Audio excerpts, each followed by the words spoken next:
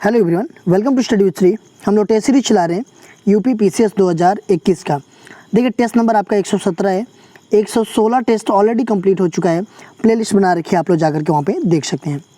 देखिए अगर आप यूपी जीएससी की तैयारी कर रहे हैं, आरओ एआरओ की कर रहे हैं, यूपी एसआई की कर रहे हैं, लेखपाल की कर रहे हैं, एनटीपीसी आरआरबी ग्रुप डी की कर रहे हैं या फिर एसएससी की कर रहे हैं, तो आप लोगों के लिए टेस्ट काफ़ी फ़ायदेमंद है।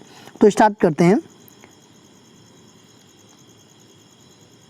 फर्स्ट क्वेश्चन है, सूची फर्स्ट को सूची सेकंड से सुमेलित कीजिए तथा सूचियों के नीचे दिए गए कूट का उपयोग करके सही उत्तर कर चयन कीजिए। देखिए सूची फर्स्ट में खनन दिया गया है, ठीक है, और सूची सेकंड में आपका खनिज का नाम दिया गया है। खनन क्षेत्र और खनिज का नाम, कौन सा खनिज का जो है कि कौन सा खनन क्षेत्र है। तो देखिए गुरु महिषानी, ये जो है कि इस खनन क्षेत्र में कौन सी खनिज पाई जाती हैं। सबसे पहले तो ये जानते हैं कि गुरु महिषानी ये है कहाँ, ठीक है, ये है आपका उड़ीसा के मयूरभंज जिले में, ठीक है। और यहाँ पे क्या कौन से खनिज पाए जाते हैं, तो लौह अयस्क पाए जाते हैं। तलचर की बात करें तो ये भी उड़ीसा राज्य के अनुगुल जिले में पाया जाता है, ठीक, ये अनुगुल जिले में है और यहाँ पे क्या है, कोयला का क्षेत्र है, ठीक है।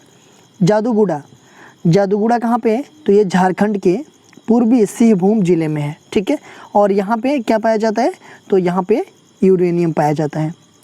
जावर, ये जो है कि आपका राजस्थान में है और यहाँ पे सीसा पाया जाता है, ठीक है। तो ये हो जाएगा आपका A3421 ये फोर्थ ऑप्शन आपका सही हो जाएगा। नेक्स्ट क्वेश्चन देखते हैं। निम्न कथनों को पढ़कर कूट के अनुसार सही उत्तर का चयन कीजिए। देखिए पहला दिया गया है कि मानव भूगोल के जन्मदाता की संज्ञा फ्रेडरिक रेटजल को प्रदान की गई है। दूसरा दिया गया है कि धारणीय या अस्थायी विकास की अवधारणा के सर्वप्रथम प्रतिपादक ब्रॉडलैंड थे। कूट दिया गया है कि केवल एक, केवल दो, एक और दो दोनों, और न तो एक और न ही दो। तो इसमें से कौन सा सही उत्तर है। देखिए मानव भूगोल के जन्मदाता की संज्ञा जो है कि फ्रेडरिक रेटजल को प्रदान की गई है, ठीक है, ये आपका बिल्कुल सही है। धारणीय या अस्थायी विकास की अवधारणा के सर्वप्रथम प्रतिपादक ब्रॉडलैंड थे, ये भी आपका सही है। तो ये हो जाएगा एक और दो दोनों सही है, ये थर्ड ऑप्शन आपका हो जाएगा। नेक्स्ट क्वेश्चन देखते हैं। निम्न कथनों को पढ़कर कूट के अनुसार सही उत्तर का चयन कीजिए। पहला दिया गया है कि मरूदभिद पौधे में प्रायः पत्तियां कलियों में बदल जाती है। दूसरा दिया गया है कि वनस्पतियों के सड़ने से ब्यूटेन गैस निकलती है। देखिए मरूदभिद पौधे, ये जो है आपके जीरोफाइट्स, ठीक है, इसमें जो है कि पत्तियां कलियों में नहीं बदलती है। ये मरूदभिद पौधे जो होते हैं ना, इसके जो पत्तियां होती है वो कांटों में बदल जाती है, ठीक है। और ये मुख्यतः कहाँ पे पाए जाते हैं, तो राजस्थान में पाए जाते हैं। ये जो है कि शुष्क स्थान पे उगते हैं, ठीक है, जहाँ पे जल जो है कि बहुत कम होता है, ठीक है, मरूदभिद पौधे। तो यहाँ पे ये हो जाएगा गलत, क्योंकि पत्तियाँ कलियों में नहीं बदलती है, पत्तियाँ कांटों में बदल जाती है। वनस्पतियों के सड़ने से ब्यूटेन गैस निकलती है। देखिए वनस्पतियाँ जब सड़ती है तो आपका कौन सा गैस निकलती है, मेथेन गैस निकलती है, ना कि ब्यूटेन गैस निकलती है। तो ये भी आपका गलत हो जाएगा। तो क्वेश्चन हो जाएगा ये, इसका आंसर फोर्थ ऑप्शन, ना तो एक और ना ही दो। नेक्स्ट क्वेश्चन देखते हैं। निम्न कथनों को पढ़कर कूट के अनुसार सही उत्तर का चयन कीजिए। पहला दिया गया है कि खाद्य श्रृंखला में ऊर्जा का प्रवाह दोनों दिशा में होता है। दूसरा दिया गया है कि जीवी एवं अजीवी घटकों में अपघटन संबंध स्थापित करते हैं। इसमें जो है कि कौन सा सही है, तो देखिए खाद्य श्रृंखला, ये जो आपका पारिस्थितिकी तंत्र में खाद्य श्रृंखला जो होता है उसमें ऊर्जा का प्रवाह जो है कि दोनों दिशाओं में ना होकर के एक दिशा में होता है, ठीक है, दोनों दिशा में नहीं होता है। तो ये हो जाएगा आपका गलत। दूसरा ये दे रहा है कि जीवी एवं अजीवी घटकों में अपघटन संबंध स्थापित करते हैं, ये आपका सही है। तो इसमें हो जाएगा आपका केवल एक सही है, सॉरी केवल दो सही है, ये दूसरा ऑप्शन आपका सही हो जाएगा, एक तो गलत है ना। नेक्स्ट क्वेश्चन देखते हैं। निम्न कथनों को पढ़कर कूट के अनुसार सही उत्तर का चयन कीजिए। पहला दिया गया है कि पारिस्थितिकी तंत्र में तत्वों का चक्रण जैव भू रासायनिक चक्र कहलाता है। दूसरा दिया गया है कि जीवमंडल के घटक जैव भू रासायनिक चक्र के माध्यम से एक दूसरे में अंतर संबंधित होते हैं। इसमें कौन सा सही है? तो देखिए, पारिस्थितिकी तंत्र में तत्वों का जो चक्रण होता है वो जैव भू रासायनिक चक्र कहलाता है। ये आपका बिल्कुल सही है। ठीक है, कि जो तत्वों के चक्रण होता है पारिस्थितिकी तंत्र में वो जैव भू रासायनिक चक्र कहलाता है। दूसरा ये है कि जीवमंडल के घटक जैव भू रासायनिक चक्र के माध्यम से एक दूसरे से अंतर संबंधित होते हैं। ये भी आपका सही है। तो ये हो जाएगा आपका इसका थर्ड ऑप्शन कि 1 और 2 दोनों सही है। नेक्स्ट क्वेश्चन देखते हैं। निम्न में से कौन सी खाद्य श्रृंखला एक सीधी, सपाट व निश्चित श्रृंखला होती है जो उत्पादक से शुरू होकर के अंतिम उपभोक्ता तक जाती है? चराई खाद्य श्रृंखला, अपर्दन खाद्य श्रृंखला, चराई एवं अपर्दन दोनों खाद्य श्रृंखला, इनमें से कोई नहीं। देखिए, कौन सी जो खाद्य श्रृंखला है वो एक सीधी, सपाट व निश्चित श्रृंखला होती है जो कि उत्पादक से शुरू होकर के अंतिम जो उपभोक्ता होता है वहाँ तक जाती है। तो कौन सी श्रृंखला होती है? तो चराई खाद्य श्रृंखला होती है जो कि सीधी, सपाट होती है। ठीक है, नेक्स्ट क्वेश्चन देखते हैं। निम्न कथनों को पढ़कर कूट के अनुसार सही उत्तर का चयन कीजिए। पहला दिया गया है कि व्यापारिक हवाओं का विस्तार 40 डिग्री उत्तर से 40 डिग्री दक्षिणी अक्षांशों के मध्य पाया जाता है। दूसरा दिया गया है कि 60 डिग्री दक्षिणी अक्षांश की तूफानी पछुआ हवा चिकता साठा कहलाती है। इसमें से कौन सा सही है? तो देखिए, आपका जो व्यापारिक हवाओं का विस्तार जो होता है ना वो 40 डिग्री उत्तर से 40 डिग्री दक्षिण अक्षांशों के मध्य नहीं पाया जाता है। ये आपका 30 डिग्री उत्तर से 30 डिग्री आपका दक्षिण अक्षांशों के मध्य पाया जाता है व्यापारिक हवाओं का विस्तार। ठीक है, 60 डिग्री तो ये हो जाएगा आपका गलत। 60 डिग्री दक्षिण स्थान की तूफानी पछुआ जो हवा होती है उसे हम चिकता साठा कहते हैं, वो मतलब चिकता साठा कहलाती है। तो ये आपका सही है, पहला आपका गलत है। तो इसमें से सही कौन सा हो जाएगा? केवल 2, सेकंड ऑप्शन। नेक्स्ट क्वेश्चन देखते हैं। निम्न कथनों को पढ़कर कूट के अनुसार सही उत्तर का चयन कीजिए। पहला दिया गया है कि लियनस नामक लता मुख्यतः सदाबहारी वर्षा वन बायोम में पाई जाती है। दूसरा दिया गया है चैपरेल नामक पहाड़ियाँ मास्को में पाई जाती है। इसमें से सही कौन सा है? तो देखिए, लियनस नामक लता मुख्यतः सदाबहारी वर्षा वन बायोम में पाई जाती है। ये जो लता है लियनस नामक लता, तो ये सदाबहारी वर्षा वन बायोम में पाई जाती है। ये आपका सही है। दूसरा ये दिया गया है कि चैपरल नामक झाड़ियाँ जो है कि मास्को में पाई जाती है। देखिए, चैपरल वन कहाँ पाए जाते हैं? तो ये कैलिफोर्निया में पाए जाते हैं। ठीक है, मास्को में नहीं पाए जाते हैं। तो ये हो जाएगा आपका गलत। तो इसमें से केवल एक सही है, तो हो जाएगा ये फर्स्ट ऑप्शन। नेक्स्ट क्वेश्चन देखते हैं। निम्न कथनों को पढ़कर कूट के अनुसार सही उत्तर का चयन कीजिए। सारगेसो सागर दक्षिणी प्रशांत महासागर में स्थित है। दूसरा दिया गया है कि प्रवाल मूंगा सिलेंट्रेटा शंख का जीव है। इसमें से कौन सा सही उत्तर है? ठीक है, सारगेसो सागर ये कहाँ पे? दक्षिणी प्रशांत महासागर में नहीं है, ये है आपका कहाँ पे? ये उत्तरी अटलांटिक महासागर में स्थित है सारगेसो महासागर। आप लोग मैप में जाके देखिएगा ये कहाँ पे स्थित है। ठीक है, प्रवाल मूंगा सिलेंट्रेटा शंख का जीव है। जो प्रवाल मूंगा है ये सिलेंट्रेटा शंख का जीव है। ये आपका सही है, ये आपका गलत है। ठीक है, तो इसमें से हो जाएगा केवल 2 सही है, सेकंड ऑप्शन आप। नेक्स्ट क्वेश्चन देखते हैं। निम्न कथनों को पढ़कर कूट के अनुसार सही उत्तर का चयन कीजिए। पहला दिया गया है कि उड़ने वाली छिपकली जिसे ड्रेको नाम से जाना जाता है, जो कि भारत के पश्चिमी घाट के जंगलों में पाई जाती है। दूसरा दिया गया है कि कल्प वृक्ष उपमा पीपल वृक्ष को प्रदान किया गया है। तो इसमें से कौन सा आपका सही है? देखिए, जो उड़ने वाली छिपकली होती है उसे क्या कहते हैं हम? ड्रेको नाम से जाना जाता है। ठीक है, और ये कहाँ पे पाई जाती है? तो ये भारत के पश्चिमी घाट के जंगलों में पाई जाती है। बिल्कुल सही है आपका।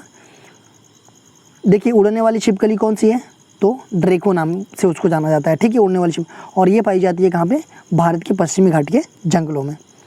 दूसरा दिया गया है कि कल्प वृक्ष उपमा पीपल वृक्ष को प्रदान किया गया है।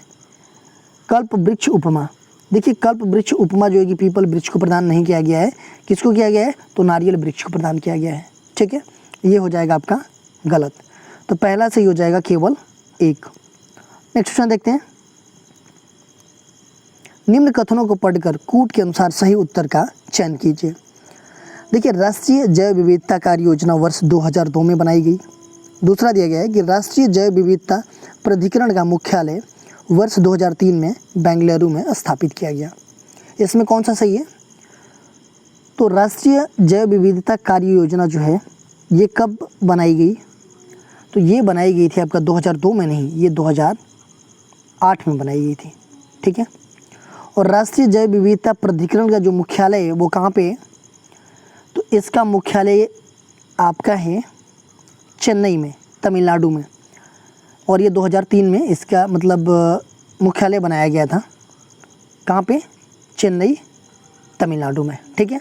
तो ये आपका दोनों क्या हो जाएगा, गलत हो जाएगा, ठीक है। तो न तो एक और न ही दो, ये चौथा ऑप्शन आपका हो जाएगा। नेक्स्ट क्वेश्चन देखते हैं। निम्न कथनों को पढ़कर कूट के अनुसार सही उत्तर का चयन कीजिए। भारतीय आधुनिक शैवाल विज्ञान के पिता MOP अयंगर को जाना जाता है। दूसरा दिया गया है कि भारतीय ब्रायोफाइटा के पिता KC मेहता हैं। इसमें से सही कौन सा है, देखिए भारतीय आधुनिक शैवाल विज्ञान के पिता MOP अयंगर को जाना जाता है। बिल्कुल सही है कि जो भारतीय आधुनिक शैवाल विज्ञान के पिता हैं वो MOP अयंगर हैं, ठीक है, पहला सही है। दूसरे की बात आती है कि भारतीय ब्रायोफाइटा के पिता KC मेहता। देखिए कुछ प्रमुख जो विद्वान हैं, भारतीय वनस्पति शास्त्री हैं, उन्होंने जो है कि MR कश्यप को भारतीय बायोफाइटा का पिता माना है, ठीक है। तो ये हो जाएगा आपका गलत, एक सही है केवल, फर्स्ट ऑप्शन। नेक्स्ट क्वेश्चन देखते हैं। निम्नलिखित कथनों को पढ़कर कूट के अनुसार सही उत्तर का चयन कीजिए। ब्राउनियन गति जीवद्रव्य में संपन्न होती है। दूसरा दिया गया है कि दो कोशिकाओं के कोशाद्रव्य को जोड़ने वाली संरचना की संज्ञा प्लाज्मोडेस्मेटा को दी जाती है। इसमें कौन सा सही है उत्तर, देखिए ब्राउनियन गति जीवद्रव्य में संपन्न होती है, बिल्कुल सही है, ठीक है। ब्राउनियन गति होती क्या है, देखिए ये जो है ना आपका किसी भी तरल पदार्थ के अंदर जो ये छोटे छोटे कण जो होते हैं ना वो तैरते हुए हैं, वो जो है कि टेढ़ी मेढ़ी जो गति करते हैं ना, मान लीजिए ये छोटे छोटे कण हैं इसमें, ठीक है, और ये जो टेढ़ी मेढ़ी गति करते हैं उसी को हम ब्राउनी गति कहते हैं, ठीक है। तो ये आपका सही है, ये जीवद्रव्य में संपन्न होती है। दूसरी की बात ये है कि दो कोशिकाओं के कोशाद्रव्य को जोड़ने वाली संरचना की संज्ञा प्लाज्मोडेस्मेटा को दी जाती है, ये भी आपका सही है। तो ये हो जाएगा आपका एक और दो दोनों सही है, थर्ड ऑप्शन। नेक्स्ट क्वेश्चन देखते हैं। निम्न कथनों को पढ़कर कूट के अनुसार सही उत्तर का चयन कीजिए। पहला दिया गया है कि माइटोकॉन्ड्रिया कोशिकांग को बायोक्लास की संज्ञा दी जाती है। दूसरा दिया गया है कि ATP का निर्माण गल्जिकाएं में होता है। इसमें सही उत्तर का चयन करना है, इसमें सही उत्तर कौन सा है, तो देखिए माइटोकॉन्ड्रिया कोशिकांग को बायोक्लास की संज्ञा दी जाती है, ये बिल्कुल सही है आपका। देखिए माइटोकॉन्ड्रिया को कोशिका का पावर हाउस के नाम से भी जाना जाता है। अच्छा ये बताइए कमेंट बॉक्स में मुझे ये बताइएगा कि जो कोशिका का पावर हाउस माइटोकॉन्ड्रिया को कहा जाता है, ये मतलब किस वजह से इसका कोशिका का पावर हाउस कहा जाता है, इसको कमेंट बॉक्स में मुझे बताइएगा आप लोग। देखिए दूसरा है कि ATP का निर्माण गल्जिकाएं में होता है, ठीक है। तो देखिए ATP का निर्माण जो है कि गल्जिकाएं में ना होकर के ये माइटोकॉन्ड्रिया में होता है, और जो गल्जिकाएं हैं वो कोशिका में सबसे बड़ा कोशिकांग होता है, ठीक है। तो ये आपका गलत है, इसमें हो जाएगा केवल एक, ये फर्स्ट वाला ऑप्शन। नेक्स्ट क्वेश्चन देखते हैं। निम्न कथनों को पढ़कर कूट के अनुसार सही उत्तर का चयन कीजिए। जिनपिंग जिन की खोज मैक क्लिंटॉफ ने किया। दूसरा दिया गया है कि जंपिंग जिन गन्ने की फसल में खोजा गया। इसमें सही उत्तर बताना है। तो देखिए जंपिंग जिन की खोज जो है कि मैक क्लिंटॉफ ने किया, ये बिल्कुल सही है। और जंपिंग जिन गन्ने की फसल में खोजा गया, तो ये जंपिंग जिन जो है कि गन्ने की फसल में नहीं खोजा गया, ये मक्के की फसल में खोजा गया था। ठीक है, ये हो जाएगा आपका गलत। तो एक सही होगा आपका, केवल एक। नेक्स्ट क्वेश्चन देखते हैं। निम्नलिखित कथनों को पढ़कर कूट के अनुसार सही उत्तर का चयन कीजिए। पहला दिया गया कि रक्त समूह की खोज कार्ल लैंडस्टीनर ने किया था। दूसरा दिया गया कि रक्त समूह की खोज के लिए कार्ल लैंडस्टीनर को सन 1930 ईस्वी में नोबेल पुरस्कार मिला था। इसमें से सही उत्तर कौन सा है? तो देखिए रक्त समूह की खोज कार्ल लैंडस्टीनर ने किया था, ये बिल्कुल सही है आपका। ठीक है, रक्त समूह की खोज के लिए कार्ल लैंडस्टीनर को सन 1930 ईस्वी में नोबेल प्राइज मिला था, ये भी आपका सही है। तो पहला भी सही हो जाएगा आपका, दूसरा भी सही हो जाएगा। देखिए रक्त समूह की बात आती है तो रक्त समूह कितने होते हैं? तो ये 4 होते हैं, ए बी और ओ। ठीक है, 4 रक्त समूह होते हैं, जिसमें ओ क्या होता है कि ये सर्वदाता होता है। ए बी क्या होता है? ये जो है कि आपका सर्वग्राही होता है, मतलब ये किसी को दे सकता है और ये ए बी किसी को ले सकता है। ठीक है, देखिए नोबेल प्राइज़ की बात करें तो जो अभी 2020 का नोबेल प्राइज़ जो दिया गया है उसके लिए मैंने वीडियो बना रखी है, मैं उसको डिस्क्रिप्शन में उसका लिंक दे दूंगा, आप लोग उसको देख लीजिएगा, क्योंकि जो भी एग्ज़ाम आएंगे तो मे भी उससे क्वेश्चन बन सकता है। ठीक है, तो इसमें हो जाएगा ये तीसरा, 1 और 2 दोनों सही है। नेक्स्ट क्वेश्चन देखते हैं। निम्नलिखित कथनों को पढ़कर कूट के अनुसार सही उत्तर का चयन कीजिए। पहला दिया गया है कि हृदय से शरीर की ओर रक्त ले जाने वाली रक्त वाहिनी को धमनी कहते हैं। दूसरा दिया गया है कि पल्मोनरी धमनी दाहिने नीले से फेफड़े में रक्त पहुंचाता है। इसमें सही कौन सा है? तो देखिए आपका हृदय से शरीर की ओर जो रक्त ले जाने वाली रक्त वाहिनी होती है उसे हम धमनी कहते हैं। धमनी द्वारा ही हृदय से पूरे शरीर में रक्त को ले जाया जाता है, बिल्कुल सही है। पल्मोनरी धमनी दाहिने नीले से फेफड़े में रक्त पहुंचाती है। ठीक है, जो ये पल्मोनरी धमनी है ये दाहिने नीले से फेफड़े में रक्त को पहुंचाती है, ये भी आपका सही है।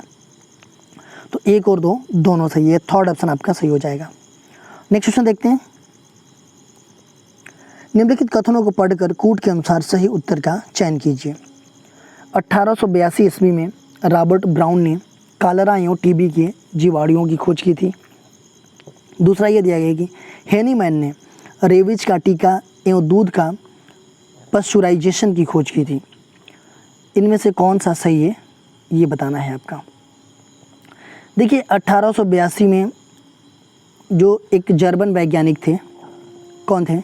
रॉबर्ट कोच, उन्होंने कॉलरा और टीबी के जीवाणुओं को खोज किया था, न कि रॉबर्ट ब्राउन ने। तो किसने किया था? तो जर्मन वैज्ञानिक रॉबर्ट कोच ने।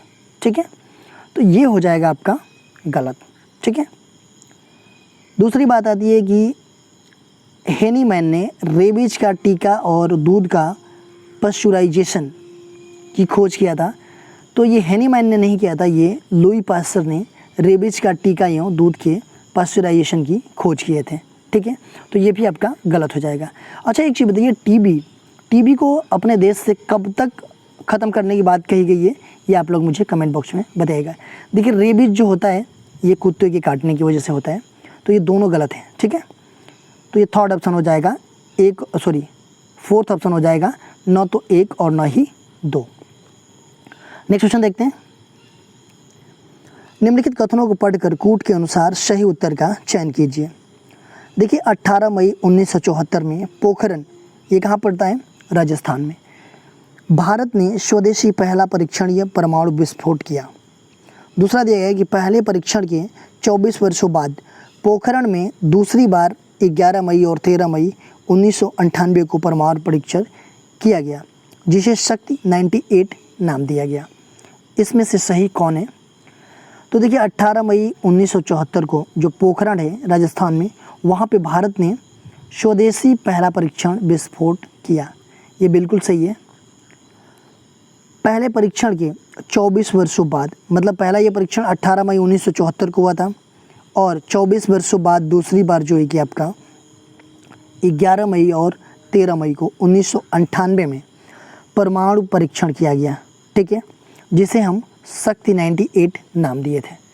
तो ये भी बिल्कुल सही है कि हमारा जो परमाणु परीक्षण हुआ था वो 11 मई और 13 मई 1998 को हुआ था। कहाँ पे?